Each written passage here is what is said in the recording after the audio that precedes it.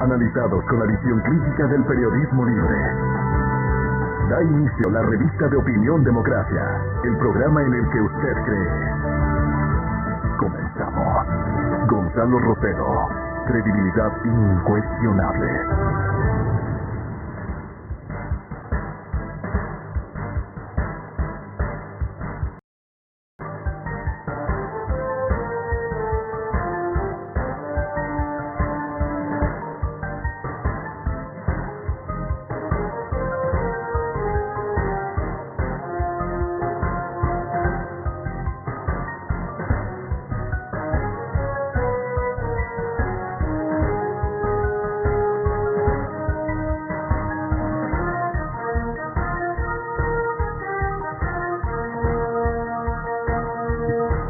Buenos días, amigas, amigos. Estamos iniciando ya esta mañana de trabajo. Hoy, jueves 6 de agosto, saludos a la provincia de Esmeraldas y a su capital. El 6 de agosto se preparan para la reapertura de alguna de las playas. Esperamos que se cumplan con todos los protocolos para esto. El día de hoy también en la tarde presentarán el libro Historia, Cultura y Pandemias de Gustavo Vega, el rector de la Universidad Internacional del Ecuador. Este libro nos habla, ¿no?, justamente en la historia, las culturas y lo que ha pasado con las pandemias. Un libro que promete mucho, promete porque está escrito por un hombre que aporta permanentemente a la cultura del Ecuador, como es el doctor Gustavo Vega, uno de los primeros PhDs que tenía el Ecuador. Bueno, el programa de hoy va a tener, y vamos a iniciar con el caso Sobornos, un artículo de opinión escrito en el diario El Universo por el doctor Hernán Pérez Luz, quien está ya en contacto con nosotros. Le agradecemos muchísimo. Nos lleva a hacer varias preguntas, diría, y entre esas, el proceso del denominado caso Arroz Verde o Sobornos 2012-2016 cumple con todos los requisitos. ¿Hay alguno que no se haya hecho? ¿Se cumple con que los acusados o los investigados hayan tenido toda la apertura para defenderse? En definitiva, hacer una evaluación de lo que ha sido un juicio que por la trascendencia que tiene es también mediático. Doctor Hernán Pérez, bienvenido, buenos días. Buenos días, muchas gracias por la invitación y un saludo a la radio escucha de este importante programa. Mire, sí, yo no veo de lo que se conoce, de lo que se ha trascendido e inclusive de lo que se ha leído, porque muchas de estas piezas procesales han sido puestas ya a disposición del público.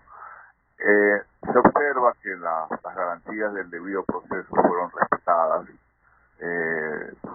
Entre paréntesis, eso fue algo que jamás durante los 10, 12 años del correísmo se respetaron en aquellos juicios, aquellos procedimientos que se siguieron contra periodistas o ciudadanos o asambleístas del desagrado del señor Correa. En todo caso, en un proceso complicado, difícil, son varios los acusados, ¿verdad?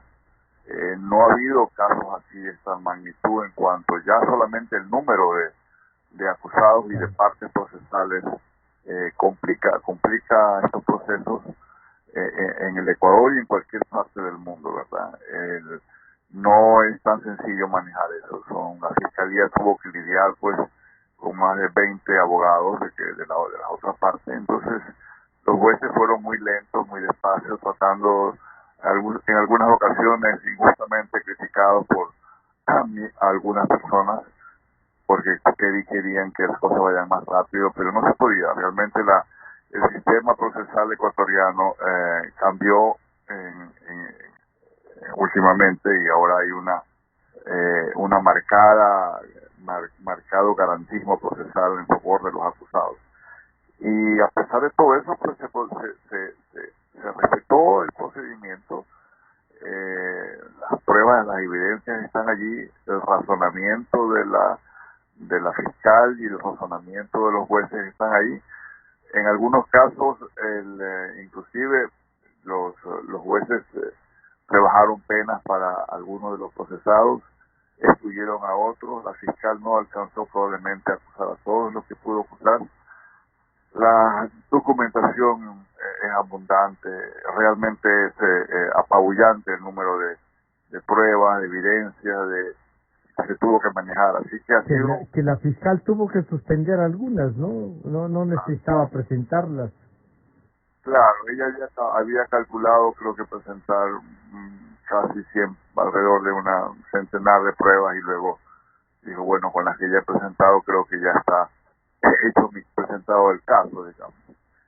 Así que ha sido un caso difícil, pero bueno, la magnitud del tema y sobre todo, como usted bien dice, la trascendencia, pues nunca en el Ecuador se ha develado una organización criminal de esta magnitud, de esta jerarquía, digamos. Sí, pues tener una oficina en la propia presidencia de la República que dependa del presidente y después convertir a la que controlaba eso en vicepresidenta de la Corte Constitucional ha sido... Si se puede hacer una evaluación, doctor Pérez, la aplicación, usted ha dicho, hay demasiadas garantías procesales para los acusados, y en otros casos uno diría, lo mejor es que así sea, porque podrían también estar podría algún momento algún inocente estar ahí, hay que buscar esas garantías. Pero la evaluación de la aplicación de los tiempos, a veces la desesperación de la impunidad que campea, este es un caso entre los cientos que hay, pero es el emblemático, como les decía doctor Pérez. ¿Usted siente que se ha puesto a prueba la justicia, estos nuevos jueces que viniendo de esa raíz un poco tienen ya conciencia de que aquí lo que hay es que aplicar la ley? Bueno, mire, el caso ha sido de tal magnitud que están involucrados jerarcas más importantes de un gobierno que hasta hace poco pues tenía un control prácticamente absoluto del Estado. Estaban involucrados empresarios, no hay que olvidar de eso. Hay una serie de empresarios, una decena de empresarios, algunos de ellos muy importantes. Hay empresarios locales y empresarios internacionales, empresarios de la costa, empresarios de la sierra, políticos de gran poder, digamos, el expresidente Correa obviamente a la cabeza, y la cúpula de su gobierno está ahí básicamente, el asesor jurídico, etc. Así que sí, es un caso de esta trascendencia, de esta magnitud pues significativa, ¿no? Los acusados, nuevamente, digo, no es que digo que sean demasiadas garantías, pero sí, a veces es preferible pecar quizás de excesivo garantismo que lo contrario. Y yo creo que la defensa, como usted sabrá, trascendió, se redujo simplemente a decirnos que no habían pruebas, ¿no? Uh-huh. Nunca se pasó de que querían que prácticamente la única prueba admisible hubiera sido una confesión de estos señores o una foto pública ante un notario recibiendo la coima. Eso hoy en día en las jurisdicciones del mundo entero se ha descartado. Uno puede fácilmente, las fiscalías de aquí, del Perú, de Brasil, de Estados Unidos, de Italia, de Francia, de Noruega, llegar a la conclusión que han llegado los jueces ecuatorianos sin tener que realmente violentar ninguna principio de la dogmática penal, ni ninguna norma de carácter procesal o de garantías constitucionales. Esas coimas no se hubiesen dado, no se hubiesen establecido con la efectividad que se establecieron, tal como lo presentó la doctora Salazar, sin la participación, la aquiescencia de los más altos miembros del gobierno. Doctor Pérez, sumamos a este diálogo al señor doctor Farid Simon, decano de Jurisprudencia de la Universidad San Francisco. Farid, bienvenido, buenos días. Comentábamos no solo el artículo a través del cual el día lunes, me parece, no, antes de ayer, el doctor Pérez analizaba el caso que yo decía es emblemático. Y él dice, siendo un caso difícil, duro, demuestra que se ha cumplido todo, el derecho a la defensa, la actuación de la fiscal. Este caso revela que estamos construyendo institucionalidad, que la impunidad puede tener, digamos, un principio del fin. Farid, bienvenido, buenos días. Buenos días. Me encantaría, buenos días, doctor Pérez. Me encantaría responder que sí. Me encantaría decir que el Ecuador ha recobrado institucionalidad como un absoluto. E inmediatamente lo que pienso es que hemos recobrado algunas cosas, pero que hay una estructura y unas condiciones institucionales generales que hacen que no siempre funcione bien. Entonces es como, en algunos casos uno puede recobrar la esperanza o la expectativa de que funcionen mejor las cosas, pero hay una institucionalidad creada, establecida, tiene unos rasgos, unos rezagos muy complicados. Y una de las razones, yo creo que tiene que ver mucho con esto, es que el proceso de toma de las decisiones, el proceso de utilización, de instrumentalización de esas decisiones en función de un proyecto político, dejó marcas muy importantes. Y esto no quiere decir que antes de eso el sistema funcionaba bien. Hay ciencia información, ciencia evidencia, hay diagnósticos que daban cuenta del mal funcionamiento de la justicia, pero tomado como un todo, tomadas las decisiones en su totalidad por parte de un partido político, no se había dado. Había discrepancias, uno siempre recordará las pugnas de la Corte Suprema de Justicia entre diferentes sectores políticos, pero al final había algunos juristas que rescataban el tema. Pero decir que el sistema funciona bien, que ahora uno podría decir que se recuperó la decisión, no. Ahora, sobre este caso en particular, y es una cosa que me parece concreta, es una tendencia y cada vez hay más una práctica que se ha vuelto generalizada en el mundo jurídico ecuatoriano y creo que en otros lugares también, pero especialmente en el Ecuador, donde hay 3 niveles de discusión. El primero es en los medios tradicionales, ¿no? ¿Cierto? El llevar los casos a los medios, llevar los casos a la cobertura mediática tradicional y tratar de ganar adhesiones o rechazos a los casos o a los jueces o a los clientes en esos medios tradicionales. Después hay un segundo nivel, que es desde las redes sociales, donde a una velocidad muy rápida, incluso supera la capacidad de respuesta en muchos casos, se genera una información paralela a los procesos judiciales, no siempre es cierta. El mundo de las fake news en las redes sociales es muy poderoso, muy potente y funciona con mucho impacto. Y después hay el tercer nivel, que es el mundo de los tribunales. Esos 3 niveles no suelen estar totalmente relacionados.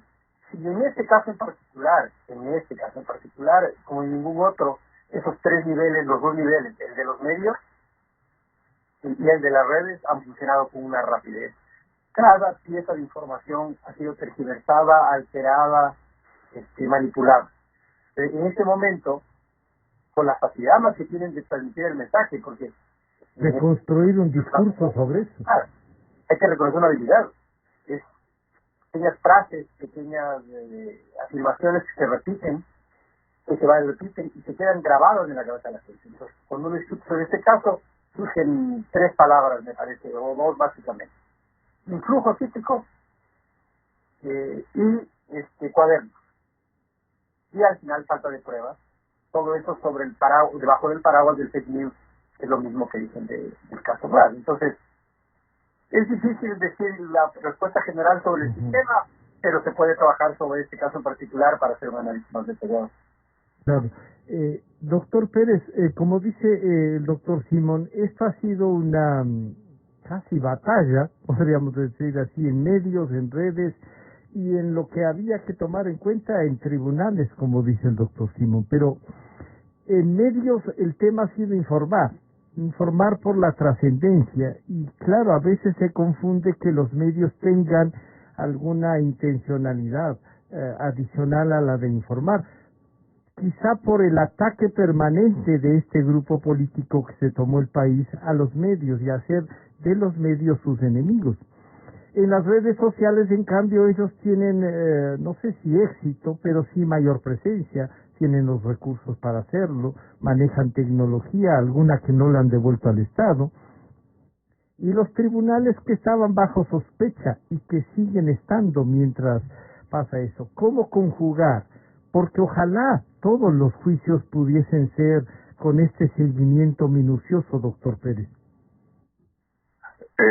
Bueno, mire, primero un saludo al doctor Simón. Yo entiendo que los tres niveles, y probablemente un cuarto nivel fue el nivel internacional, donde también podemos decir que tuvo a veces una presencia importante, llamémoslo así, esta cultura correísta, ¿verdad? Todas estas voces y palancas y movimientos que se hacían a nivel internacional con respecto a las actuaciones de los tribunales acá en el Ecuador. Pero en esos tres niveles yo creo que de alguna manera se han ido agotando ya y está el tema en manos de los tribunales. Pero es verdad, y esto debe servirnos de lección, porque la Fiscalía va a tener que tomar en cuenta estos escenarios, porque este no va a ser el único proceso, no debería ser el único proceso que se instaure o que avance hasta donde ha avanzado. Coincido con lo que dice Farid con respecto a la presencia aún ahí latente.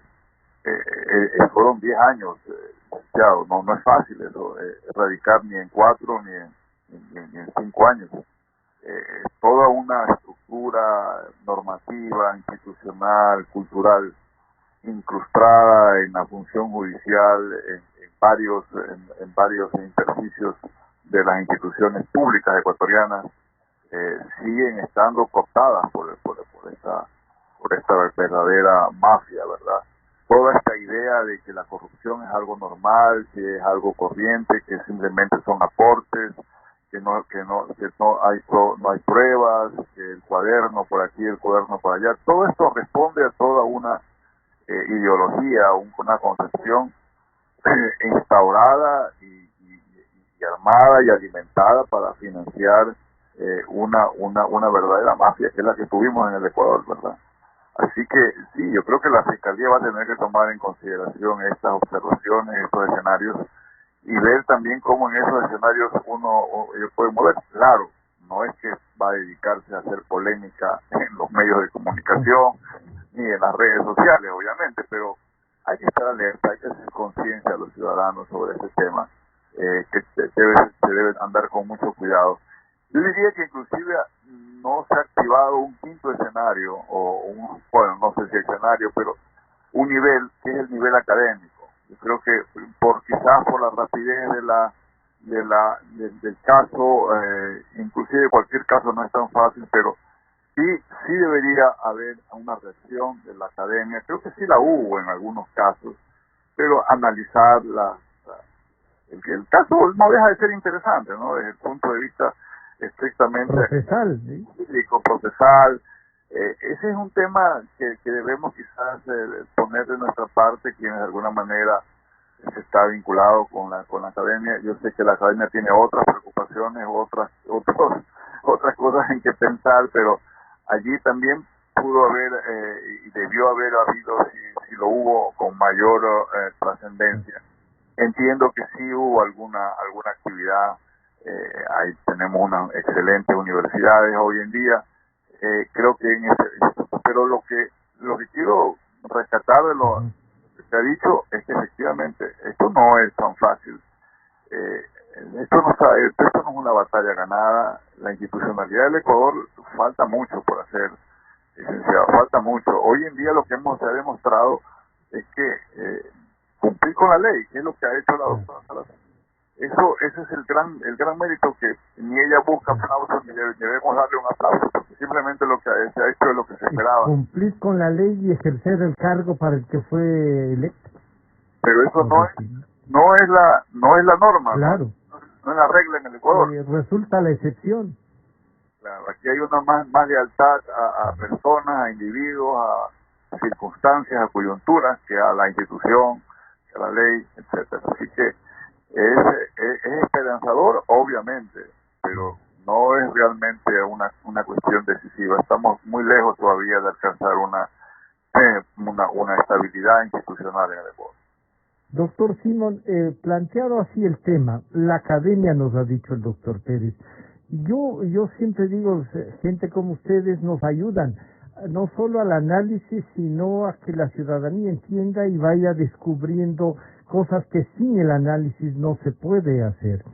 Pero la academia podría hacer también evaluaciones de estos casos emblemáticos, hacer un seguimiento y plantearnos en unas reflexiones públicas, quizá con mayor fuerza. Yo reconozco, como digo, muchos académicos, muchos dirigentes profesionales que aceptan hacerlo, otros no, quieren mantenerse un poco al margen de todo. Pero aquí hay dos temas que el doctor Pérez nos ha puesto, lo académico y lo internacional, lo cual demuestra también una organización política internacional que puede llegar a influir, y algunos dicen, tienen tanta influencia que la Interpol no acepta a la difusión roja. Y oigan, la Interpol no es, digamos, un organismo en donde se puede influir. No, sí ahí vienen otros gobiernos que influyen. Y los cuadernos y pruebas. Entonces, los cuadernos fueron escritos y no hay pruebas. ¿Cómo quitar ese eslogan que han puesto para este caso, doctor Simón? De alguna manera me refiero al internacional cuando dice que paramos de fake news, porque la campaña es la campaña internacional. Claro, tal vez pensando en esto de las redes uno ya pierde el tema de las fronteras. Porque en las redes se transforma rápidamente la información y hay un montón de fuentes que vienen de distintos lados que abonan a la misma discusión, pero tiene toda la razón, hay que decir explícitamente el tema de lo internacional, que han hecho una campaña poderosa con los mismos personajes de siempre. Uno cuando lee los comunicados, lee los informes, lee las observaciones, son las mismas personas. Ahí hay dos cosas que yo creo que hay que considerar. La primera es que en lo internacional hay una cuestión común, digamos, ¿no es cierto? No es un tema excepcional, o sea, es poner en el mismo saco a Evo Morales, poner en el mismo saco a la señora Fernández, poner en el mismo saco al señor Lula, poner en el mismo saco al expresidente paraguayo, al expresidente Correa, o sea, les ponen en el mismo saco como una acción coordinada contra el progresismo y contra los gobiernos de izquierda. Porque normalmente esa idea de que la persecución o el procesamiento a estas personas es un tema de persecución política, cuando ellos usan la justicia contra los opositores o lo que sea, es un tema de justicia, de controlar el Estado y de defender al pueblo. Y que claro, hay un discurso colectivo, hay un discurso general. Eso es el primer nivel y eso es un tema que tiene un impacto muy importante. Esta cosa de la autoridad, esta cosa de la falacia de la autoridad, es decir, que dicen que tiene mucha fuerza, calado, llega muy fuerte a la gente. Puede ir esta segunda opción sobre la academia. Yo personalmente creo que hay que hacer un análisis, bueno, yo personalmente es una totalidad.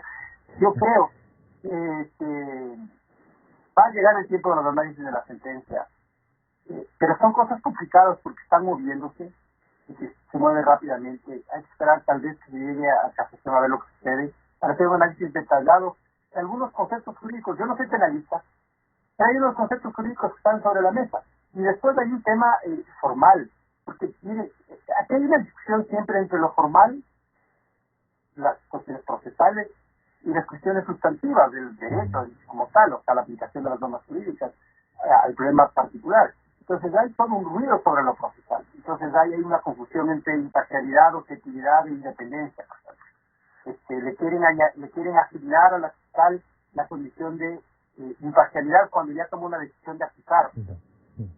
confundiendo con el tema de objetividad, que es ser objetivo en el análisis de la información. Imparcial no puede, ella tiene que perseguir el delito. Una vez que apunta, sí, ¿no? Pero una vez que toma la decisión, toda objetividad tiene que ver efectivamente con un proceso de indagación, de instrucción, y cuando decide ya ajustar, toma partido, ya no es imparcial. Tiene que perseguir el delito. Toma el partido de perseguir a estas personas que considera que son responsables del delito. Pero hay una confusión con el tema de objetividad, que es el tema de evaluar la información a favor y en contra del caso de manera completa y global para sacar una conclusión. Y la tercera dimensión tiene que ver con independencia, que es una cuestión hacia afuera, es decir, con los otros funciones del Estado, con los otros poderes. Y la objetividad también se termina confundiendo con el tema de odiar o querer. Y muchos han sido muy efectivos. Por ejemplo, en usar el concepto de fiscal 10 sobre 20, cuando es un componente del examen que en la evaluación era mucho más grande. Han sido muy efectivos, por ejemplo, por colocar esta idea de que los fiscales o la fiscal tiene un problema, que es un agente político. Claro, están acostumbrados a que los fiscales hayan sido agentes políticos. Ellos miden con su sistema métrico. Claro, como si era un agente político los nuestros, esto también es un agente político.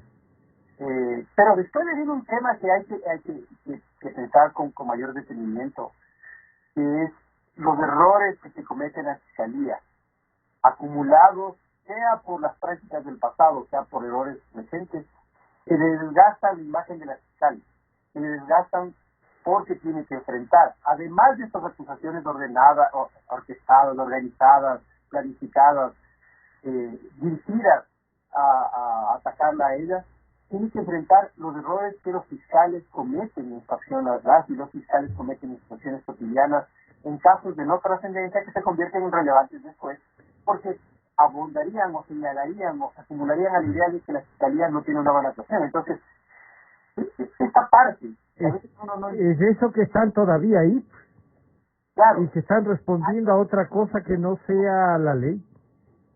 Claro, pues también hay otros que son prácticas indebidas, incluso del pasado, también del presente. Entonces, como que hay una cosa concreta, y después podemos analizar las otras cosas, como la autoridad mediática que hemos visto, perdón, para... yo quisiera pedirle entonces al doctor Pérez dos cosas en esto. Una de las mayores, generaciones del discurso en defensa pública, más allá de los tribunales, ha sido aquello de los cuadernos y la falta de pruebas. Y usted nos decía, miren, ahora en el mundo las pruebas no son una fotografía o el recibo del depósito o la grabación solamente, también se puede llegar a ver las fechas del contrato, cuándo pusieron la plata, cuándo les entregaron, y las declaraciones de los delatores, digamos, de aquellos que han llegado a un acuerdo con la Fiscalía. Este sistema, este modelo, doctor Pérez, genera inseguridad para los otros, inseguridad para ciudadanos que pueden ser inocentes y que alguien, para zafarse, podría, se me ocurre este rato el tema de los hospitales, alguien decir, miren, yo hice negocio, sí, he pagado impuestos, sí, ¿y dónde está el problema, no? Bueno, no es tan fácil escaparse del tema de una investigación así nomás. A ver, la idea sería entonces que aquí hubo una coincidencia. Que por un lado, estos señores nunca han negado que hicieron aportes. Así es.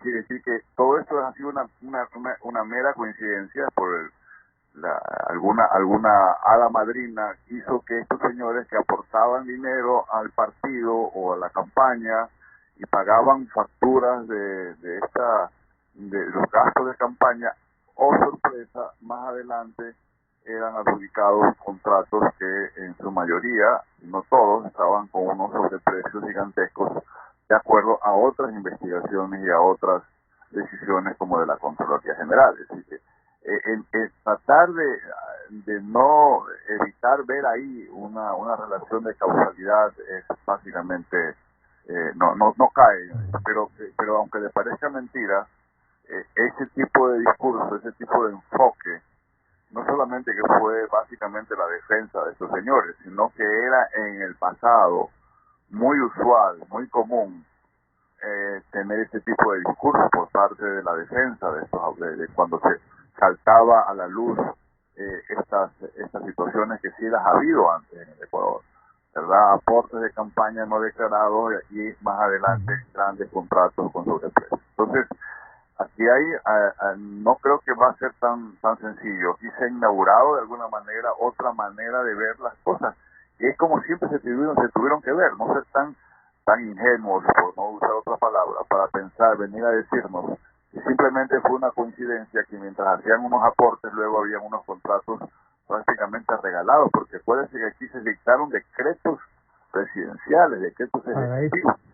Claro, entonces, claro, no está la foto del señor Correa recibiendo un maletín y la foto tiene que tener adentro los dólares al contado con un notario que además levante el acta notarial es que solamente ahí sería la prueba de pues ya realmente ese tipo de razonamientos no existe en el mundo contemporáneo jurídico, digamos, de investigaciones de corrupción, ni no lo existe ni no se lo traga ni un jurado en los Estados Unidos, ni en Francia, ni en el Perú, ni en ninguna parte, digamos. En el Ecuador, lamentablemente, esta ha sido la historia de décadas, ¿verdad? Así es. Y por eso es que la defensa que están haciendo en el tema de los hospitales va por ahí. Yo creo que la exposición del Código Penal que trae ahora sobre la autoría mediática, que es básicamente no mediática, no, es pública, sino la inmediata. El autor inmediato va a dar un giro y va a dar un giro en casos de corrupción, sobre todo, porque es un delito que se escapa a veces de esa lógica un poco, hasta yo diría, primitiva que llevamos a veces, ¿verdad?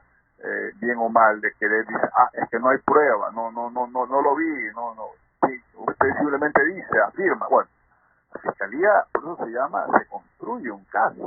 se construye un caso a base de declaraciones, de indicios, de transferencias, de pruebas, y no hay otra explicación al final del día que aquí hubo un acto de corrupción, un cohecho, digamos, ¿no? ¿Verdad? Desde el decreto presidencial hasta la señora Martínez que llevaba las cuentas. Lo del cuaderno, si no hubiese habido cuaderno, igual las pruebas eran suficientes. El cuaderno lo que viene simplemente es a ponerle un toque hasta cierto punto un poco de dramático al tema, ¿verdad? Es técnico, pero el cuaderno, sin cuaderno, con cuaderno, digamos, aquí era evidente la presencia de todo. Claro, y después vino el Excel también, con fechas, con todo. Claro, y las declaraciones y la coincidencia y la confirmación por parte de los señores de Odebrecht. Es decir, yo creo que en ese sentido es muy difícil realmente. Pero admito que con mucha habilidad, por ejemplo, este tema internacional, aquí no se dice nunca dan cuenta que los gobiernos de derecha de Panamá y de Perú, el señor Martinelli y los 4 o 3 gobernantes de centro derecha, más bien de tendencia liberal, han sido, como Toledo, el señor Kuczynski, etcétera, han sido procesados penalmente, y ahí no hay una persecución contra la izquierda, y que simplemente aquí ha habido de todo. La corrupción no conoce ideología, la corrupción no conoce fronteras, no conoce regiones, no conoce partidos políticos. La corrupción es un fenómeno de una enorme virulencia, digamos, como el virus que no conoce clases sociales ni tendencias ni creencias de ninguna otra especie. Doctor Simón, entonces, claro, estamos frente a un tema que generando un discurso se ha querido distorsionar para quizás deslegitimar. Y esas fallas que pudo haber tenido la Fiscalía y otras que más que fallas parece una utilización de fiscales en otros lugares y en otros casos de aquí, de nuestro país, en otras ciudades, Es una especie de lo que estamos intentando que se construya, ¿no? Una institucionalidad.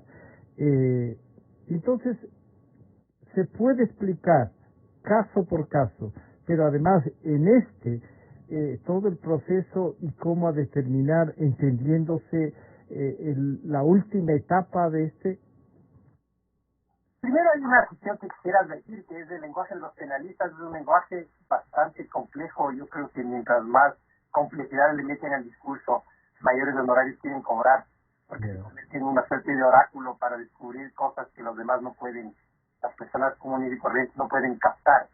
Inventan o construyen unos discursos súper elaborados, súper alambicados, y llenos de categorías. Y claro, cuando una persona escucha esto es como, wow, qué interesante, ¿cómo sabe? ¿No? Es como ¿Cómo será? Físico explicando una cosa complejísima. Pero cuando uno escucha, cuando ya no lee y se da cuenta de lo que significa lo que está detrás, es más bien sencillo. Hay dos cosas importantes en este debate. La primera cosa es que hay autores que pueden hacerlo directamente o pueden facilitar que se produzca un delito. El autor inmediato, o sea, el que realiza la acción, y los que facilitan la acción. Primero hay que recordar que esto se utilizó en un delito que no se podía utilizar para sancionar, en un caso que no se podía utilizar para sancionar un medio de la manera más alevosa posible, como fue el Universo, porque hay que recordar que una acción personal, porque escribir una columna de un periódico es una acción personal, se le sancionó al periódico como autor mediato. Entonces, ahí funcionaba, y funcionaba para algo que no podía funcionar. Lo mediato en este caso tiene que ver con la estructura y con las facilidades que se otorgan para que esto se dé. Y esa es la primera parte. Entonces, la teoría del actor mediato es simplemente el hecho de que alguien construye las condiciones para que se pueda dar un delito que otro ejecuta de manera directa, pero que de alguna manera es responsable de esa ejecución. Pero ya hicieron, y lo aplicaron, ya le digo, para un tema que es personal, porque la opinión es un tema absolutamente personal. No puede, pero lo usaron ellos sí para perseguir. Lo usaron y lo defendieron. Pero ahora, la segunda cuestión tiene que ver con lo que son las pruebas directas e indirectas. Ese es el concepto de... La prueba directa es la que implica una relación causal entre la acción y lo que se está diciendo. Entonces, por ejemplo, alguien quería disparar. Yo vi disparar y producto de ese disparo vi que una persona cayó herida y después murió. Prueba directa. Prueba indirecta. Escuché una bala, escuché un disparo, oí que alguien caía, después vi que alguien salió corriendo y que después me di cuenta que tenía esa persona pólvora en las manos. Entonces no le vi disparar, pero la secuencia lógica de las circunstancias que va pasando, ¿verdad? Eso es la prueba indirecta, porque uno tiene que hacer un proceso de inferencia más complejo. Mientras que en la prueba directa el proceso de inferencia lógica es más directo, porque es disparo, herido, muerte, vi. El otro es un proceso que se construye. Entonces, en delitos complejos, cuando uno analiza delitos complejos o cuestiones complejas, es muy difícil que se encuentre esa prueba directa que está mirando es el notario entregándole los billetes, la grabación donde dice ya que estoy costando dinero para que me des el contrato, que de hecho en Odebrecht existe, ¿no? Sí. O sea, cuando uno pierde de vista eso, en las grabaciones son clarísimas. Lo que pasa es que otra cosa que le quieran dar o no que diría y nos olvidamos de eso. Pero el tema de entregar el dinero y demás, de eso es la prueba directa, de eso es la prueba indirecta. No es que es menos prueba, sino que exige un proceso de razonamiento lógico más complejo. Porque para llegar ahí tiene que uno probar la conexión de cada uno de los hechos para llegar a una conclusión. Por eso las inferencias, digamos, a los procesos de inferir son más complejos. Entonces, esa es la segunda cosa cuando hablan del indirecto. Y aquí tiene el poder de la comunicación, y viene lo de los penalistas que decía al inicio, estas teorías complejas que se rodean y que llenan de palabras, es cómo los abogados han desplazado al análisis en los tribunales, o sea, desplazan del análisis de los tribunales al análisis en los medios. Y se han convertido los abogados en los medios, presentados muchos como analistas independientes, los que dicen la corrección y incorrección de los casos, cuando estos abogados y abogadas en muchos casos están directamente vinculados porque son o abogados de alguna parte, o son asesores de alguien, o tienen una vinculación política. Entonces, claro, aquí viene el absurdo. Vean, un abogado de un cliente, cuando es honesto y dice que es el abogado, ¿no? Porque hay muchos que no lo dicen, y mandan mensajes en las redes, y le critican a la fiscal, al juez, y no dicen que están representando a alguien, no dicen que recibieron un honorario, o no dicen que le están siendo afectados por el caso. Los abogados que se presentan, los abogados de ellos dicen, yo digo que es inocente, ¿de qué sirve? ¿De qué sirve que yo diga que mi cliente es inocente? Obviamente puede ser que defienda creyendo que es inocente, pero también puede ser que defienda creyendo que no es inocente, pero le pagan por hacer eso. Entonces, esa es una culpa de los medios también. No tratar a los abogados como lo que son, representantes de parte, cuando están actuando como representantes de parte, es uno de los males de este país. Hay que ver cómo se multiplican las entrevistas a estas personas, donde parecería que la persona está hablando desde la independencia. Desde la abstracción del caso, no está hablando de la abstracción. No, pero sería bueno que hable, como usted ha dicho, que hable desde la representación, desde su cliente, incluso la tesis podría ser más defendible. Además que digan, yo conozco mucha gente que escribe todo el tiempo sobre casos, y uno después sabe que tiene un cliente involucrado, y que tal vez no sea directamente el que está ahí, pero que tiene un interés asociado. Entonces, esto se ha tergiversado, se ha alterado, ya le digo, y el lenguaje, este lenguaje de la complicación, el lenguaje de la sofisticación. Vea, el derecho, mientras más complejo es, menos claro están los casos. Entonces, las cosas son más difíciles. Y más peligroso se vuelve, y los abogados son más indispensables. Y hay una cosa, los abogados no somos per se, ¿cómo se llama? Malas personas o... Sí, no tienen una profesión como cualquier otra. Hay unos que son vándalos. Hay abogados que aprovechan las circunstancias. Hay abogados que actúan de manera muy mafiosa o de una manera muy incorrecta. No es la profesión, pero también el sistema facilita eso, porque le premia al tramposo, le premia al que no hace bien las cosas. Entonces estamos en un contexto donde analizar estos temas, del caso, por ejemplo, que estamos hablando aquí, jurídicamente, le sientan a dos personas que tienen vinculaciones, porque además están defendiendo un caso parecido, y están pensando en cómo este caso puede servirle. En este caso puede servirle. Es súper complicado, y además, claro, cuando uno aparece como yo, y les voy a decir, es que no litiga, bueno, yo no litigo mucho, litigo poco, y digo la verdad, yo no soy abogado litigante en esencia. Yo tengo casos, tengo pocos casos, litigo poco, pero me descalifican por ser esto. Oiga, tal vez una de las cosas que más defiendo yo es que nunca hablo de una cosa que esté involucrado. Nunca hablo algo que tenga relación o que tiene impacto con lo que yo estoy haciendo. Y muchas de esas personas que salen en los medios tienen algo en su caso. Entonces, claro, ahí, doctor Pérez, en esta cadena, claro, resultamos los medios a veces, no digamos los culpables, pero sí los mecanismos usados. Y lo que hay que tener cuidado es que intenten usarnos a los medios para no llevar adelante la aplicación de la justicia. El doctor Simón recordaba el juicio al universo y cómo esto les lleva a plantear otras cosas en su defensa. Pero los juicios en este caso, en este específicamente, donde sea un expresidente, su máxima cúpula y todo un sistema que gobernó el país, deben o no ser mediatos, llevados a los medios de comunicación, deben o ser analizados como lo estamos haciendo, porque si no, entonces podríamos decir, dejémosles actuar a los jueces. No, a veces dejarles actuar también es responsabilidad de los medios. Recordar lo que puede pasar, doctor Pérez. Bueno, yo creo que las dimensiones sociales, el impacto social de este proceso y de otros que deben abrirse o que están en curso, es imposible. Vivimos en una democracia, en un sistema de democracia. Los ciudadanos tenemos que estar enterados de estos procesos. Aquí se está juzgando a delitos contra la administración pública, delitos que afectan a la sociedad. Son los fondos de los ecuatorianos, los recursos económicos los que están en juego. Solamente en este caso trasciende los 35 millones de dólares. Estamos hablando de los centenares de millones de dólares de los contratos con sobreprecios que fueron el pago por estos aportes, donde ahí está realmente el daño a la sociedad ecuatoriana. Sustraer a los jueces o sustraer del proceso a los ciudadanos sería bueno, solamente pues en la Rusia estalinista podríamos tener este tipo de situaciones en las que la ciudadanía ignoraba por completo y era prohibido prácticamente inmiscuirse, entre comillas, en estas.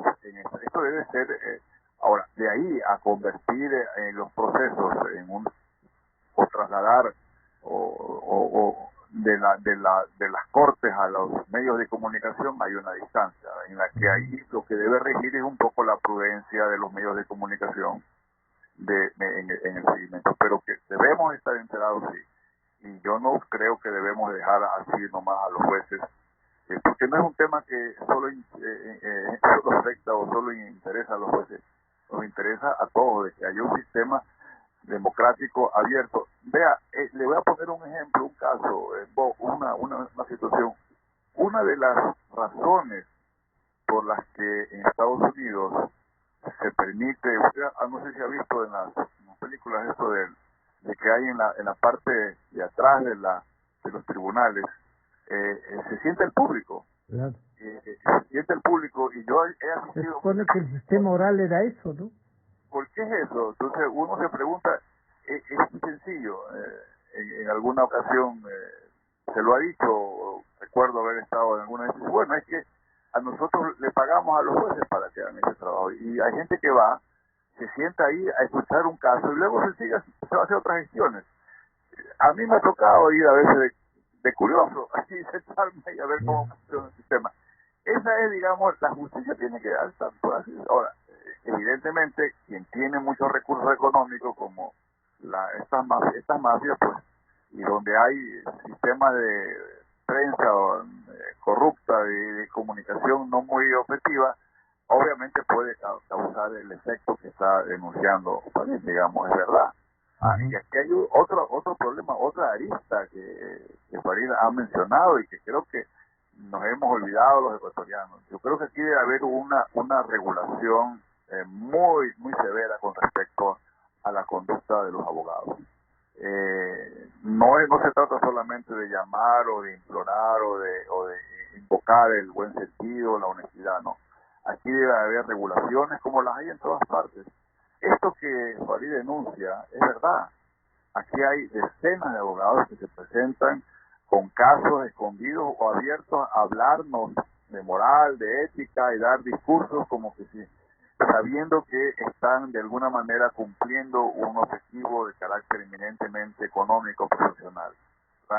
Lamentablemente yo he visto inclusive medios educativos que se han prestado a tener seminarios o conferencias en las que uno fácilmente puede darse cuenta que aquí lo que se está buscando es legitimar con un tono académico o realmente un asunto de carácter profesional, lamentablemente. Pero eso está mal. En otras partes... Y eso hay que denunciar. Se sanciona, los colegios de abogados sancionan a los abogados que hacen este tipo de actividad o de práctica, digamos. Y como esa hay muchas. Hoy en día en el Ecuador, lamentablemente, los abogados se han convertido, no todos, algunos abogados se convierten en cómplices de delitos, clientes. Es decir, les indican cómo delinquir, cómo zafarse del delito en el que han estado formando parte. Y en el proceso de explicarles cómo zafarse del delito, ellos participan activamente. Entonces, realmente ahí hay una situación, hay mucho que hacer. Parte de ese tema de la institucionalidad que comenzó el programa, aquí está. Ese es un campo enorme, que no se ha hecho nada, que hay muy poco que hacer. Y que la academia puede ayudarnos. Nuestra profesión es una de las que más necesita ser regulada, ser con estándares estrictos de conducta y de buena práctica, ¿no? De honestidad en su forma de ser. Doctor Simón, con usted terminamos esto, y ahí hay otro reto para la academia y la formación, ¿no? ¿Cómo hacer que esto no solo sea parte de la formación, sino que además haya regulaciones, como ha dicho el doctor Pérez? Señor, estoy totalmente de acuerdo con el tema de la publicidad en los procesos. O sea, hay una cosa esencial en la sociedad democrática, que es la transparencia, la posibilidad de acceder a información. Yo creo que la prohibición de grabación de las audiencias y de transmisión de las audiencias es un error. Y es un momento, en un contexto donde se quería efectivamente tapar muchas cosas. Y que ahora es casi incompatible con la realidad sobre el tema de la tecnología y el COVID. Debería reformarse esa regla para establecer claras prohibiciones de cuándo no se acepta que las ciertas audiencias y procesos judiciales no sean transmitidos. Los temas de seguridad nacional, los temas de delitos sexuales, el tema de delitos de privacidad, los que no tienen impacto sino para las partes. Pero los demás deberían poder ser grabados y ser vistos. Porque muchas veces muchas ocasiones detrás de ese secretismo, detrás de ese velo que se construye, se dan los casos más graves de corrupción, de tráfico de influencias, de incompatibilidad entre lo que se escuchó y lo que se decide en el proceso. O sea, la publicidad es fundamental y el debatir temas de interés público como este, porque si es de interés público, no está en duda. Lo que yo ponía en duda es el hecho de que hay muchos abogados y abogadas que se presentan como analistas independientes cuando tienen intereses directos o indirectos en los casos. Y lo dicen. Porque estaría bien que se presenten y digan, mire, yo tengo un caso parecido a este y yo creo que si pasa esto va a pasar lo de acá. Pero hacen un análisis en teoría independiente, pero tienen el caso parecido, el mismo, o están pagados. Y ahí viene la siguiente cosa que está el doctor Pérez. ANAM dice claramente que en muchos casos ha presentado como análisis académicos o independientes casos donde la gente está pagada o le están pagando. A mí me ha tratado de contratar varias veces, pagando muy buenos honorarios. No para que defina directamente un caso, pero fíjense, me han llamado 3 veces. Para que haga el análisis. Yo ya no me he vuelto a llamar más. No, para hacer la cara pública, para que en una entrevista como esta, por ejemplo, yo empiece a hablar del tema, no directamente el tema, pero algo que se asocia, que construye con eso. ¿Cuántas personas ganarán así dinero? Fíjense que en una de las ocasiones tenía una deuda, que estaba construyendo mi casa, tenía una deuda bien grande, y lo que me ofrecían pagar era suficiente para pagar todas las deudas y terminar de construir mi casa. Y no acepté, porque no podía volverme a presentar, como le dije a la persona que me propuso, le dije, yo no podría volverme a presentar en un medio que esté ganando dinero. Por eso, si usted me está diciendo, me está pagando para que me calle, porque me paga y yo me callo.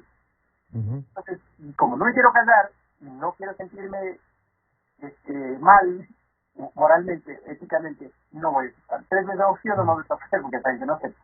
Y ahí viene la siguiente parte sobre los abogados y abogadas. A ver, yo soy presidente del Tribunal de Honor del Colegio de Abogados. Hasta ahora no se ha formalizado una sola denuncia. Ha presentado denuncias del Colegio de Abogados, pero la reglamentación, la ley de Federación de Abogados implica que una persona presente la denuncia tenga que ir a reconocer que la denuncia ante el presidente del Colegio de Abogados para que la denuncia se dé trámite. Los abogados presentan denuncias directamente donde mí. Yo no puedo tramitar. Tienen que presentarlo al presidente del Colegio. Hay que cumplir esa tramitología también, claro. Y además, la sanción que se le puede dar, porque las sanciones se trasladaron al Consejo de la Judicatura para los abogados, son amonestaciones y la gente quiere que le suspendan a los abogados. Entonces, el Consejo de la Judicatura del Correísmo trató de sacar un reglamento de ética profesional que tenía un montón de restricciones al ejercicio de la profesión. Claro. Hay que tiene que guardar equilibrio, porque uno tiene que regular la profesión de manera tal que no impide el ejercicio de la defensa. Y el Código de Ética del Correísmo estaba dirigido a controlar mucho el ejercicio de los abogados. Entonces, hay que construir ese Código de Ética donde se sancionen faltas éticas. Yo propuse al Colegio de Abogados, que hay un borrador ahí que ¿está ahí? funciones prorrogadas, está ahí, de cambio del Código de Ética del Colegio de Abogados de Pichincha, porque claro, hay cosas que se dan ahora en el mundo que no se daban cuando se aprobó el Código de Adrián Ferrer, que es la década de los 60, en el siglo pasado, y no se ha modernizado, y las reglas de expresión de abogados, ya le digo, están un poco en manos del Consejo de la Cultura, las reglas serias, y menos en los colegios de abogados. Hay que trabajar en esto porque es parte de la institucionalidad.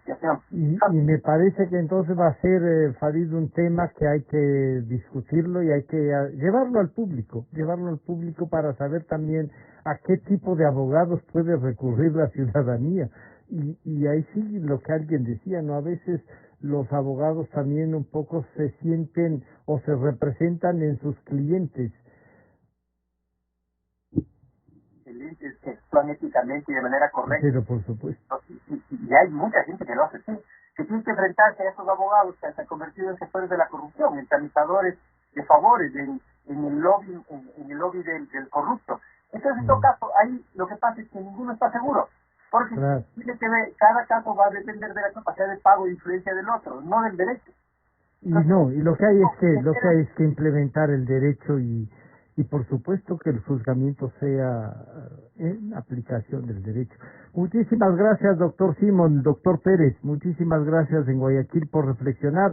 Que ha sido un caso que yo creo demuestra la aplicación de lo que podría ser la institucionalidad en un país, ¿no? Hay que construirlo. Muchas gracias, buenos días. Enseguida volvemos con el señor doctor René Ortiz, ministro de Energía y Recursos Naturales No Renovables. Con toda la fidelidad, con toda la fidelidad. Un manejo informativo solvente. Democracia. Inicio de espacio promocional y publicitario. Haz tus transacciones sin tener que ir al banco.